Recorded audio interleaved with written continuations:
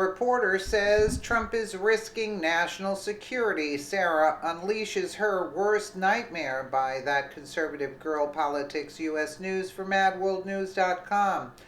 On Monday, a smug White House reporter accused President Donald Trump of risking national security. In response, White House Press Secretary Sarah Huckabee Sanders opened up a can of whoop-ass, unleashing the journalist's worst nightmare. During Monday's daily media briefing at the White House, Press Secretary Sarah Huckabee Sanders fielded questions from reporters who were still hung up on the fact that former White House Staff Secretary Rob Porter did not have a permanent security clearance. Porter resigned his position last week after allegations surfaced that he abused his two ex-wives. Around the same time, the media began obsessing over the fact that he did not possess a permanent security clearance during his time in the White House, which is not uncommon for someone in the position he held. During the White House press briefing on Monday, Press Secretary Sarah Huckabee Sanders was asked how people can handle classified information if they do not have a permanent security clearance. According to Sanders, the lack of a pertinent clearances resets on the intelligence agencies that are responsible for granting them. Attention was then turned to White House Staff Secretary Rob Porter, who resigned after allegations surfaced that he abused two ex-wives, source IJR. For some reason, the liberal media now wants anyone who works in the White House to have a permanent security clearance, never mind the fact that they have never found it necessary in the past. Of course, the overwhelming irony of the situation is that none of them have a permanent security clearance, even though they attend a daily press briefing at the White House. Does the White House have a rule or policy regarding how long an employee is permitted to operate with an interim security clearance, a reporter asked on Monday? And we've said we're not going to get into the details of how that clearance process works, said Sanders. Well, let's just take a quick listen.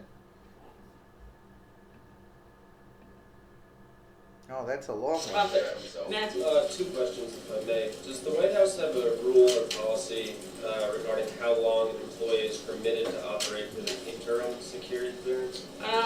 As we've said, we're not going to get into the details of how the clearance process works. Last week we went further than we ever have before due to extenuating circumstances, and there's nothing further to add on that front. Look, this is a process that doesn't operate within the White House. It's handled by our law enforcement and intelligence community, and we support that process. It's the same process that has been used for decades for other and previous administrations, and we're relying on that process at this point. I do think that it's up to those same law enforcement and intelligence agencies to determine if changes need to be made to their process. Follow on that, can you say whether the White House is beginning to examine or review cases of staffers who are operating under interim clearance? I can't weigh in, but sorry, go ahead. Examine their cases more closely in light of the Rock Porter situation. Let's just get to the gist, where the real zinger came. Well, forget about it. It's too long. Then came the real zinger. I mean, frankly, if you guys have such concerns with classified information, there's plenty of it that has leaked out of the Hill, leaked out of other communities, well beyond the White House walls, said President Trump's no-nonsense spokeswoman. If you guys have real concerns about leaking out classified information, look around this room. You guys are the ones that publish classified information and put national security at risk. That doesn't come from this White House. That was a good one. Of course, these reporters don't care one iota about national security. They only care about demonizing President Donald Trump and undermining his administration. That's what this line of questioning was really aimed at doing.